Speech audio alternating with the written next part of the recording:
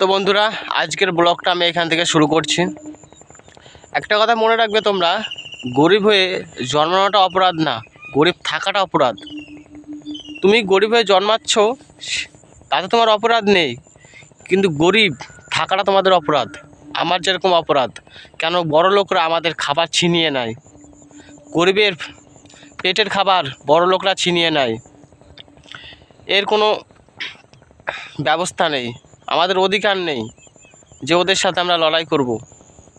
এটা আমার ক্ষেত্রে না, সব জায়গায় হয়, নেতা মন্ত্রীরা এসব করে বেড়ায়, গরিবের পেটে লাথি মারে, কিন্তু অন্যায়ের বিরুদ্ধে প্রতিবাদ করার মতো কেউ নেই, কেউ নেই, যে যার মতো ব্যস্ত। আর দেখো, আর আমার গল্পটা তোমাদের সাথে আমি শেয়ার করি।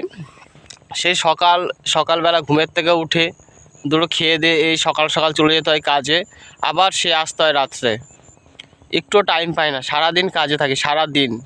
এর জন্য বলি না, গরিব থাকাটা অপরাধ, গরিব হওয়ার জন্মটা অপরাধ নয়, বুঝলে? আর দেখো আমি কোথায় আছি, আরেকটা জিনিস তোমাদের আমি বলি। দেখো, এখন 2024 চলছে, ঠিক আছে? এখন তো সব জায়গায় কম বেশি শ্মশান করে দিয়েছে না, সব জায়গায় সরকার কম বেশি করে দিচ্ছে, কিন্তু এখনও গঙ্গার ধারে মরা পোড়ানো হয়। তোমরা দেখো, তাহলে বুঝতে পারবে জায়গাটা। ওই দেখো, আমি দেখাচ্ছি, হাত দিয়ে দেখো, এখনও গঙ্গার ধারে 2024 এসেও এখনও গঙ্গার ধারে যেখানে সেখানে মরা পোড়ায়। এটা উচিত না। তোমার শ্মশান করে দেওয়া হয়েছে, কারেন্টে শ্মশান করে দেওয়া হয়েছে, সেখানে তোমরা করো, সেখানে করবে না, গঙ্গার ধারে এসে দেহ আগুনে জ্বালাবে, এটা ঠিক না। গঙ্গার ধারে দেখো আমি কোথায় আছি, গঙ্গার প্লেসটা তোমাদের দেখায়, চারিদিকটা একবার দেখো, তাহলে বুঝতে পারবে। আর এই দেখো আমার সাইকেল, আর আমি এখন কাজে যাচ্ছি। এখন কাজ না করলে তো খেতে পাবো না, কাজ করতে হবে, গরিব মানেই কাজ করে তোমায় খেতে হবেই। আর বড় লোকদের তো ব্যাপার স্যাপারে আলাদা, তারা 2 নম্বরে টাকা পেয়ে যা করছে, ওদের কোনো ইসে নেই, কিন্তু গরিবদের পেটের যারা কাজ তোমায় করতে হবে, রোজ তোমায় কাজ করতে হবে, কোনো আনন্দ খুশি কিচ্ছু নেই গরিবের। তো দেখো আমি কি কি নিয়েছি ব্যাগে, তোমরা দেখলে বুঝতে পারো, আমি তোমাদের ক্যামেরা দিয়ে দেখাচ্ছি। তো এই দেখো জল, এই দেখো দেখাচ্ছে জল, ব্যাগ, গামছা, জলের বোতল, ওদিকে ভাত আছে, ছাতা আছে, বুঝলে? সব কিছু নেওয়া হয়েছে।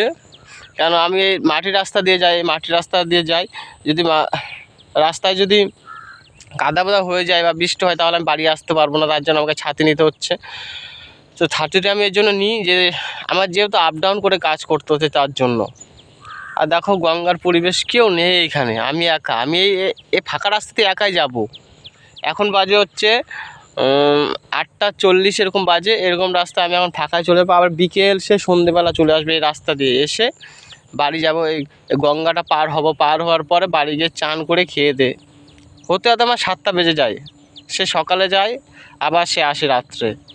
তো দেখো তোমাদের আরেকটা জিনিস আমি দেখাই তোমাদের, এই দেখো, দেখেছো এখানে মরা পড়ে, এটা ঠিক না। তোমাদের শ্মশান করে দেওয়া হয়েছে, সেখানে তোমরা করো। এসব করে কাগজপত্র কে যে বের করে দেয়, আমি শুধু সেটাই ভাবি, গঙ্গার ধারে কেন পোড়ানো হয়?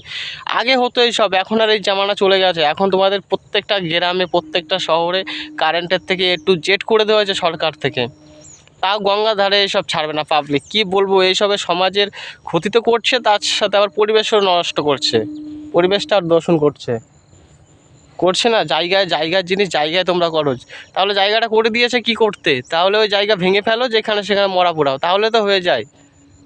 কি আমার কথা ঠিক না? তোমাকে সরকার করে দিয়েছে, সেখানে তুমি করো, আর না হয় ওই জায়গা ভেঙে দাও, যেখানে সেখানে করো। ঠিক আছে, ব্লগটা আমি এখানে শেষ করে দিই, আমি কাজে যেতে হবে, টাইম হয়ে যাচ্ছে। তো টাটা, বাই বাই, সবাই ভালো থাকবে। কোনো কথা যদি ভুল হয়ে থাকে ক্ষমা করে দেবে, ঠিক আছে?